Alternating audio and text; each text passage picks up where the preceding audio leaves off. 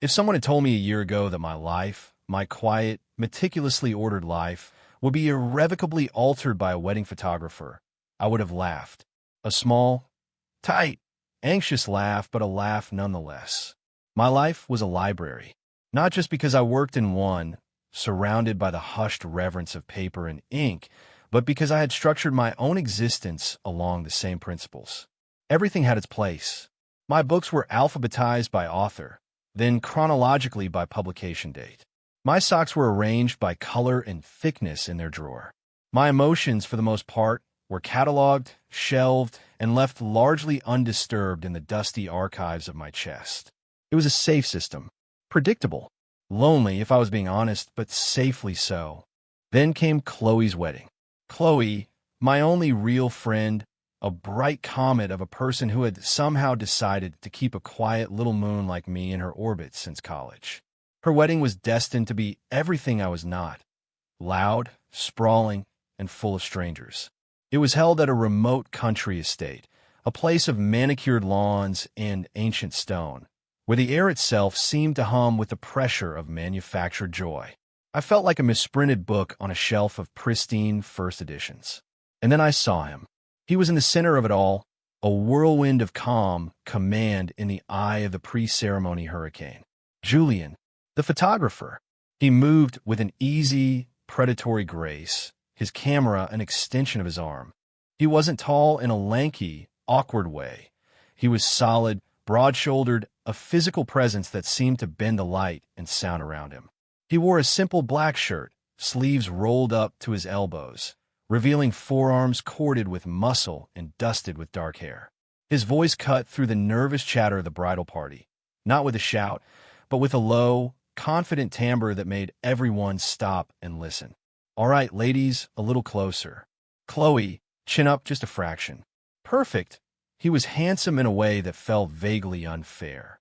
Sharp jaw, a nose that had maybe been broken once, and eyes that I couldn't quite see from my vantage point, but which I knew were scanning everything, missing nothing.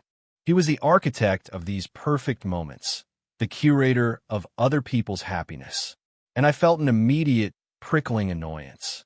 It was the annoyance of the observer being observed by a professional. He seemed too slick, too confident.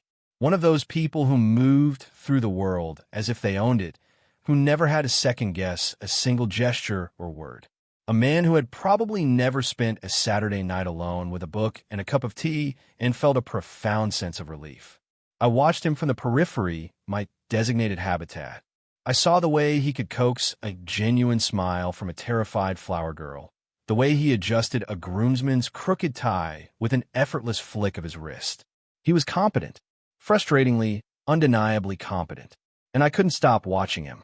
My gaze kept snagging on the line of his shoulders, the intensity in his focus as he looked through the lens, the way he'd bite his lower lip for a second before capturing a shot.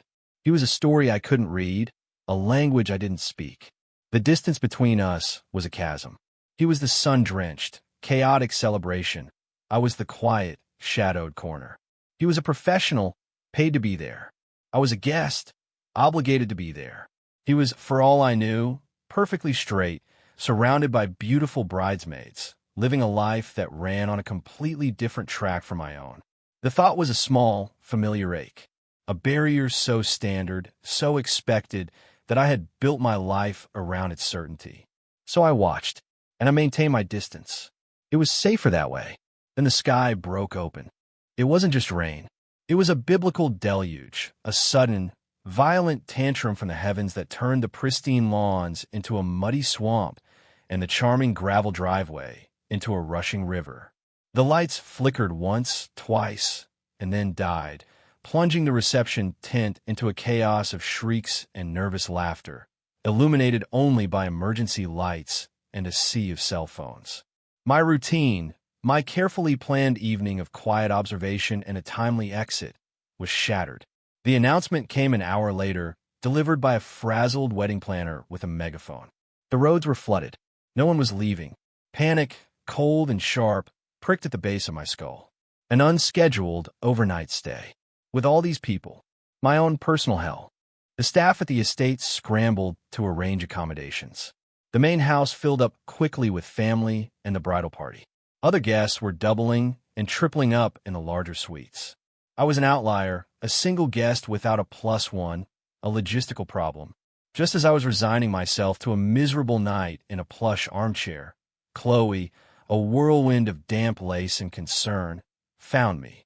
Now, oh my God, this is a disaster. Are you okay? Do you have a place to sleep? I shook my head, trying to project a calm I did not feel. I'll be fine. A chair, the floor, anything, she bit her lip, her bride's tiara slightly askew. There's one place left. It's one of the old groundskeeper's cabins. It's small, but it's dry and it has a fireplace. The thing is, someone's already in there. My heart sank. Sharing a room with a stranger. The photographer, she said, her voice apologetic. Julian, he got stuck here too. His equipment is too sensitive to leave in his car.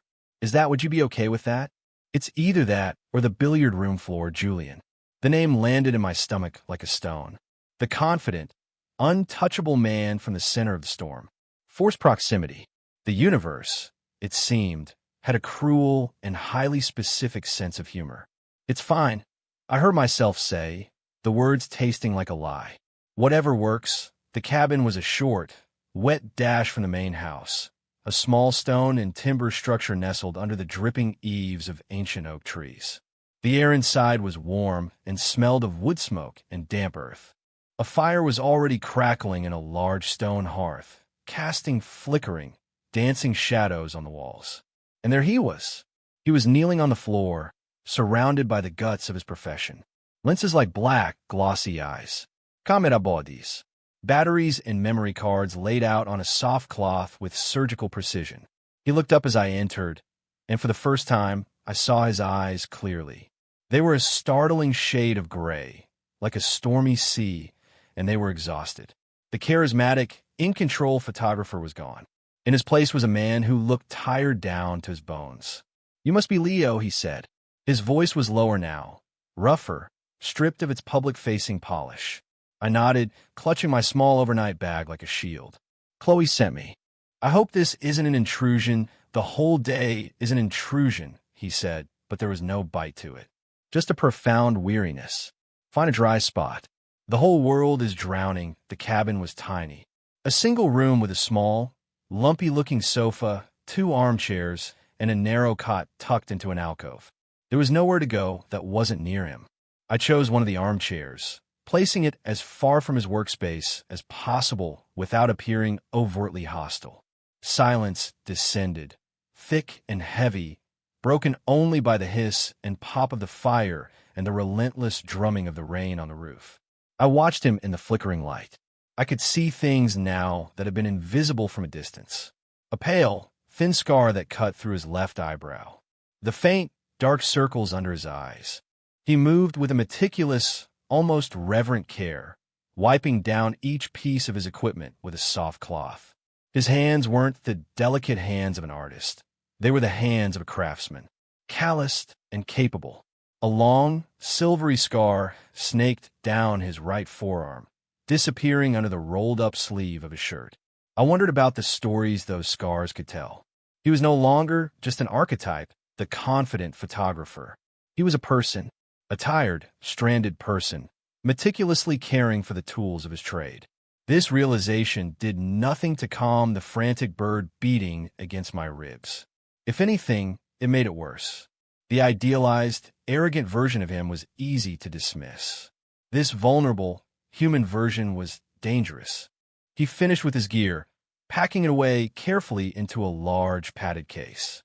He stood up, stretching with a groan that seemed to come from deep within his soul. He walked to the single window, peering out into the black, churning night. Still coming down, he murmured, more to himself than to me. He turned back, his gaze finally landing on me, really landing on me. He studied my face for a moment, and I felt a hot flush creep up my neck. I felt transparent, as if he could see all the anxious, tangled thoughts coiling inside me. You're a friend of Chloe's? He asked. College. I managed. We were roommates, he nodded slowly. She's a good person. Doesn't know how to stand still, but she's got a good heart. It was a simple, astute observation. He went to the heavy wooden door, fiddling with the old iron latch. This thing keeps sticking. Worried the wind is going to... He grunted, a sharp intake of breath. He pulled his hand back quickly, and I saw a dark bead of blood well up on his palm.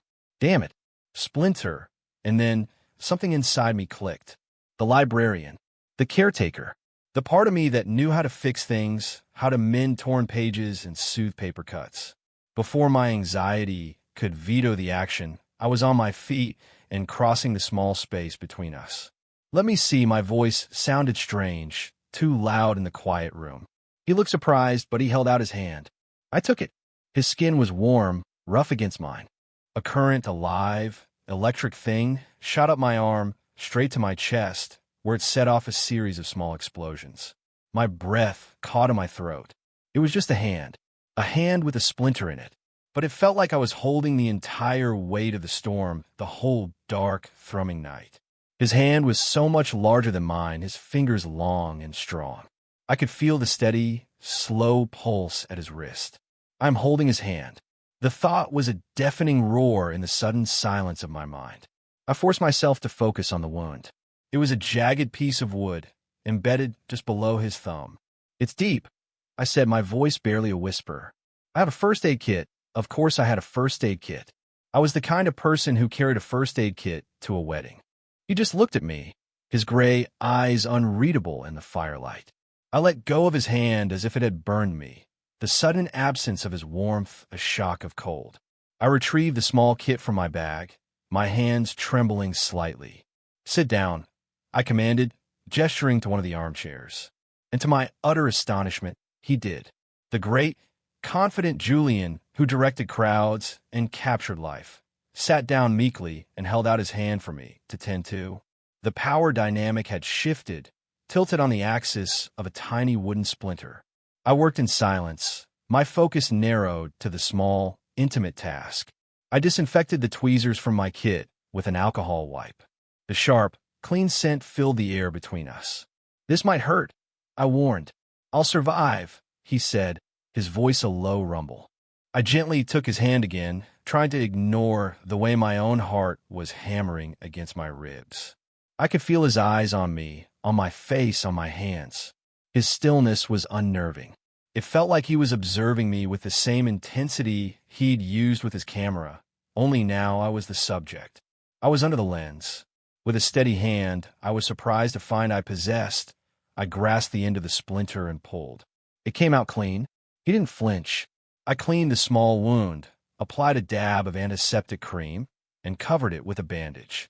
My fingers brushed against his palm, his lifeline, the calloused pads of his fingertips.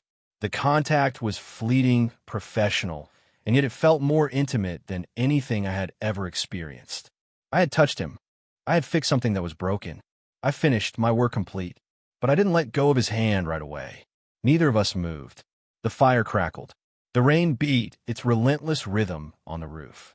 We were just two people in a small, warm room, surrounded by a world of water and darkness, my hand resting in his. Thank you, he said, his voice soft.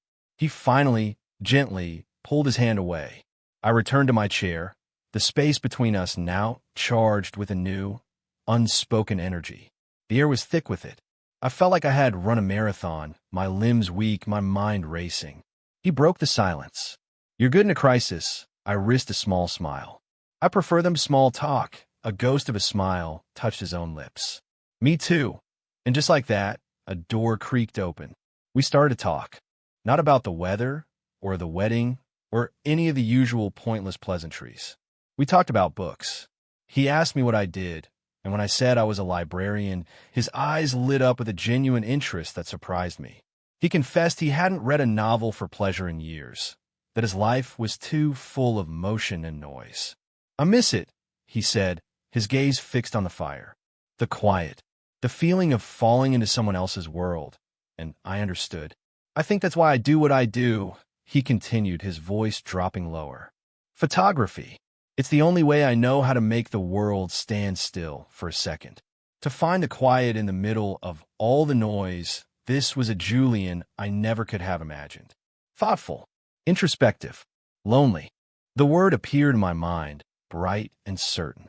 He was lonely, the same way I was lonely. I hate weddings, he confessed suddenly, his voice laced with a dark, surprising bitterness. I blinked. But, you're a wedding photographer, it's a job, he said with a shrug. A well-paid one. But I'm on the outside, always. I'm documenting this performance of love. All the perfect smiles, the perfect tears. Sometimes it's real.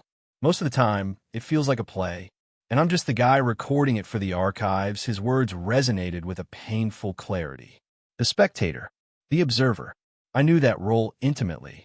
I feel like that all the time, I admitted, the confession slipping out before I could stop it. Like I'm watching life through a window. He turned his head, his gray eyes locking onto mine across the flickering space. The intensity was back, but it wasn't intimidating anymore. It was seeking. It was recognition. I saw you today, he said, his voice quiet but clear over the sound of the storm. During the ceremony. You were in the back row, my stomach twisted. He had seen me. In a crowd of 200 people, he had picked me out. You have this look on your face, he went on, his gaze unwavering. Like you're seeing everything, not just what's on the surface. You weren't watching the bride and groom. You were watching, I don't know, the way the light hit the dust motes in the air. He saw me. He had actually truly seen me. The thought was both terrifying and exhilarating. And then later, he said, leaning forward slightly, I saw you watching me. The air left my lungs in a rush. Caught. There was no accusation in his tone, only a quiet, direct question that he didn't even have to ask. The truth felt like a raw, exposed nerve. I couldn't lie. Not to him. Not now. I whispered. The space between us seemed to shrink, the air growing thick and warm. The entire world had condensed to this small, fire-lit room, to the space between two armchairs, to the unspoken thing hanging in the air. He stood up. He moved slowly, deliberately, and came to stand in front of my chair. He didn't loom over me. He just stood there waiting, giving me a choice. My heart was a frantic, trapped bird, beating its wings against the cage of my ribs. This is it. This is the moment where you retreat, back to the safety of your shell, your quiet, lonely library. But his eyes held me. Those stormy gray eyes were full of a vulnerability that mirrored my own. He was just as scared as I was. He knelt down in front of me, so we were at eye level. The scent of him, wood smoke and rain, and something uniquely his own, filled my senses.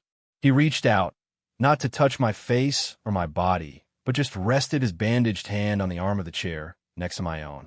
A question, an offering, and I made a choice. I leaned forward. He met me halfway. The first touch of our lips was impossibly soft. It wasn't a kiss of passion or of desperate need. It was a kiss of quiet understanding. Hesitant, questioning. It was a long overdue exhale. It tasted of rain and salt and a profound, startling rightness. He pulled back a fraction of an inch, his forehead resting against mine. His breath was warm on my skin. Leo, he breathed, my name a prayer in the quiet of the room. And I kissed him again. This time, there was more certainty. A slow, deep exploration. His hand came up to cut my jaw, his thumb stroking my cheek. The rough callus was an anchor in the dizzying swirl of sensation. All the walls I had so carefully constructed around myself, all the shelves and catalogs and systems, they just dissolved. There was no past, no future. Only the firelight on our faces, the storm raging outside, and the impossible, undeniable truth of his mouth on mine. We didn't say another word. Words were inadequate. They were the clumsy tools of the world outside this cabin, the world that had, for now, ceased to exist. Eventually, we broke apart, breathless. He didn't move away. He just stayed there, kneeling in front of me, his eyes searching mine as if he was trying to memorize every line of my face. I took the cot in the alcove. He took the sofa. It was a silent, mutual agreement, a recognition that what had happened was too fragile, too new, to be rushed. I lay awake for hours, listening to the sound of his breathing across the room, the steady rhythm a counterpoint to the dying storm. Every time I closed my eyes, I could feel the ghost of his lips on mine. I fell asleep in a stranger's cabin, feeling, for the first time in my life, profoundly and completely found. I woke to silence. The rain had stopped. Bright, clean morning light was streaming through the single window, cutting a sharp rectangle across the wooden floor. The cabin felt cold. The fire had died down to a pile of graying embers, and the room was empty. Julian was gone. A cold, sick dread pooled in my stomach, immediate and overwhelming. My eyes darted around the room. His camera case was gone. His jacket was gone. The sofa where he had slept was empty, the blanket folded neatly at one end. It was as if he had never been there at all, except for a small, folded piece of paper on the little table next to the sofa. My heart hammered against my ribs as I got up, my bare feet cold on the floorboards. My hand trembled as I picked it up. The note was written in a sharp, slanted script.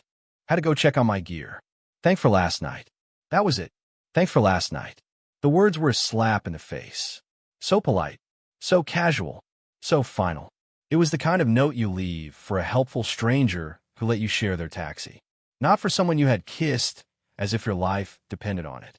The fragile, beautiful world we had built in the firelight shattered into a million pieces. Anxiety, my oldest and most loyal companion, came rushing back in, its icy tendrils wrapping around my chest, squeezing tight. Of course, my mind started its vicious, familiar spiral. It was the storm. It was the isolation. It was a moment of weakness. He was lonely. He was tired. You were just there. A convenience. He's probably straight. He probably woke up this morning filled with regret and disgust and couldn't get away from you fast enough. I sank onto the edge of the cot, the cheap paper crinkling in my clenched fist. Shame washed over me, hot and suffocating. How could I have been so stupid? How could I have let myself believe, even for a few hours, that someone like him could want someone like me? The quiet, anxious librarian and the charismatic, worldly photographer. It was a ridiculous fantasy, a fairy tale for a stormy night. And now was morning. The real world, with its harsh light and its unforgiving rules, was back. I felt the familiar solitude settle back over me like a heavy shroud. But it was different now. Before, my solitude had been a comfortable, if lonely, state of being. Now it was an absence. The cabin was no longer just a small room. It was a space defined by the fact that he was not in it. The silence wasn't peaceful. It was empty. It was the silence of being left behind. I dressed quickly, mechanically. I folded my blanket, packed my bag, erased any sign that I had ever been there. I had to get out. I couldn't bear to be in this room, so full of the ghost of what I had briefly, foolishly thought was real. I stepped outside. The world was washed clean, sparkling in green after the rain. The air was cool and crisp. It felt like a personal insult. I made my way back to the main house, avoiding eye contact with a few other early risers. I could hear the sounds of the wedding party starting to stir, the cheerful calls and laughter grating on my raw nerves. I just wanted to disappear. I found Chloe, looking surprisingly fresh-faced, directing a cleanup crew. "Now, there you are. Was the cabin okay? Was Julian weird?" "It was fine," I said, my voice flat. "He was fine. The roads are clear. They just reopened the main one. You're leaving already?" Her face fell. "I have to. Work. The cat's lies. I didn't have to work. I didn't have cats." She gave me a hug, her perfume and happiness a suffocating cloud. "I'm so glad you were here, Leo." I felt a pang of guilt. I had barely been present at my best friend's wedding, lost in my own stupid, internal drama. I mumbled my congratulations again and made my escape. As I walked toward my car in the guest parking lot, I saw him. Julian. He was at the far end of the lot, loading his cases into a large black SUV. His back was to me. He moved with the same efficient grace as the day before, but something was different. His shoulders were tight. His movements were sharp, almost angry. My heart leaped into my throat. "Just get in your car," I told myself. "Drive away. Don't look back." And he turned. His head snapped around as if he had sensed me, his internal radar locking onto my position. Our eyes met across the expanse of wet asphalt. 50 yards felt like 1,000 miles. His face was a stone mask, unreadable. He gave me a short, sharp nod, a nod of dismissal, the kind of nod you give a stranger you pass on the street. And then he turned back to his car, slamming the rear door shut with a loud, final thud. That was it. The final nail in the coffin of my ridiculous fantasy. My eyes stung. I fumbled for my keys, my hands shaking so badly I could barely fit the key in the lock. I slid into the driver's seat, the familiar, safe interior of my sensible sedan feeling like a refuge. I just sat there for a moment, gripping the steering wheel, trying to breathe. The silence was absolute. The silence of rejection. The silence of being put back in my place. I had to go. I put the key in the ignition, my resolve hardening into a brittle, protective shell. I would go home. I would put my books back in order. I would pretend last night never happened. I would forget the feel of his hand in mine, the taste of his lips, the impossible hope that had bloomed in the dark. I started the engine. As I was about to put the car in reverse, there was a sharp rap on my driver's side window. I jumped, my heart lurching. It was him. Julian was standing there, his hand still resting on the glass. He was breathing hard, as if he had run across the parking lot. He looked wrecked. The confident mask was gone. The cold, distant stranger was gone. This was the man from the cabin. His gray eyes were wide, uncertain, scared. I stared at him, my mind a blank slate of shock. Slowly, as if in a trance, I pressed the button to lower the window. The cool morning air rushed in. "Don't go," he said, his voice rough, breathless. 3 words, and the brittle shell around my heart cracked. "What?" I managed to choke out. "Please," he said, and the word was so full of raw, unvarnished pleading that it stole the air from my lungs. "Don't leave. Not like this." He leaned against the car, running a hand through his already messy hair. "I'm an idiot," he said, not looking at me, looking at the ground. "I'm so bad at this." "At what?" I whispered. He finally looked at me, and the vulnerability, there was a physical blow. "This," he said, gesturing vaguely between us. "Feelings. Waking up in the morning and not knowing what the rules are." I panicked. The confession hung in the air, a fragile, shimmering thing. "I woke up," he continued, his words coming in a rush now, "and the sun was out, and the storm was over, and it all felt too real. And I looked at you sleeping, and you looked so peaceful, and I felt this terror, that I was going to ruin it, that I had already ruined it." He wasn't rejecting me. He was scared. He was just as scared as I was. The realization was a slow, dawning sunrise in the desolate landscape of my anxiety. "So I ran," he said, his voice thick with self-loathing. "I left a stupid, cowardly note, and I ran. Because that's what I do. I keep my distance. I stay behind the camera. It's safer there." My own words from the night before came back to me, like I'm watching life through a window. He was a man trapped on the other side of the glass, too. "I thought you regretted it," I said, my voice small but steady. "I thought you woke up and couldn't stand the sight of me." His head snapped up, his eyes wide with shock. "What? Leo? No. God, no. The opposite. That's what scared me." It was the complete, absolute opposite. We stared at each other for a long moment. The quiet hum of my car's engine, the only sound. All the misunderstandings, all the fear, all the stupid, anxious narratives we had both been spinning in our own heads, they all just evaporated in the clean morning air. All that was left was the truth. Awkward, terrifying, and undeniably real. He reached into the pocket of his jacket. I wanted to give you this," he said, his hand hesitating for a moment before he held it out to me. It was a photograph, a small 4x6 print, the paper thick and professional. I took it from him, my fingers brushing his. The spark was still there. I looked down at the image. It was me. He had taken it during the reception before the storm. I was sitting alone at my table, a glass of untouched champagne in front of me. I was looking away from the camera, a small, sad, thoughtful smile on my face. I remembered the moment. I had been thinking about how happy Chloe was and how far away from that kind of happiness I felt. I had always hated pictures of myself. I always saw the awkwardness, the anxiety, the person who didn't quite fit. But the way he had captured it was different. He had used the fading evening light, the soft glow of the fairy lights in the tent, to frame me. He hadn't seen an awkward, lonely man.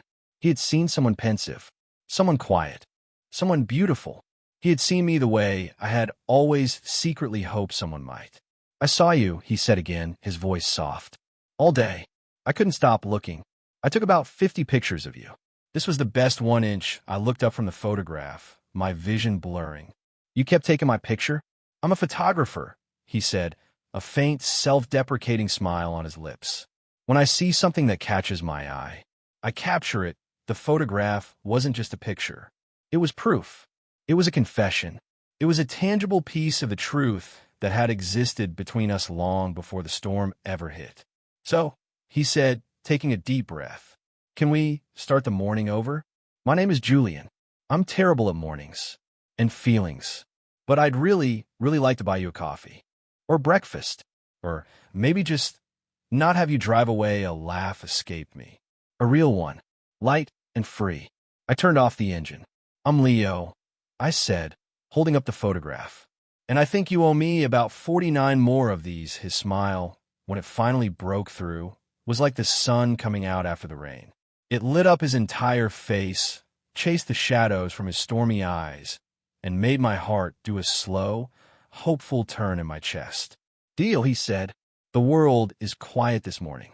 It's a different kind of quiet from the one that used to fill my apartment. It's not the quiet of absence, but the quiet of presence.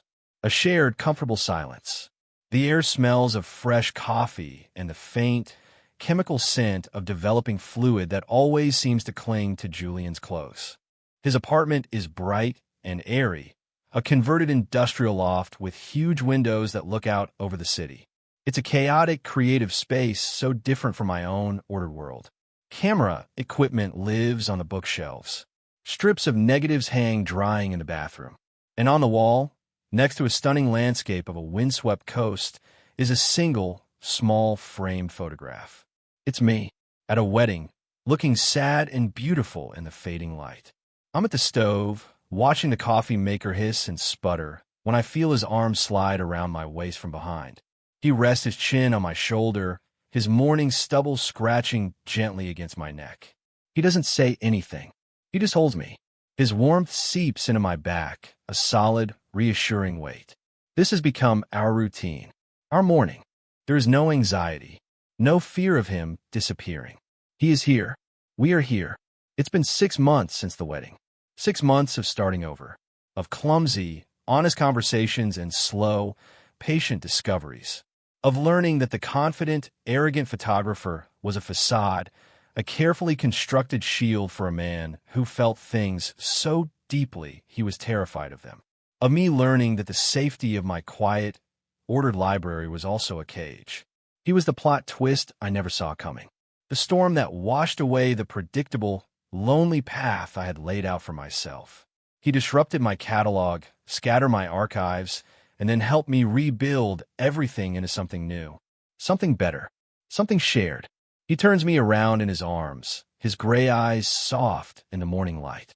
"What are you thinking about?" he murmurs, his voice still thick with sleep. I smile, reaching up to trace the faint scar through his eyebrow. "Just the Dewey Decimal System," I say. He raises an eyebrow, a smile playing on his lips. "Oh yeah? And where do I fit into that?" I lean in and kiss him, a slow, easy kiss that tastes of coffee and home.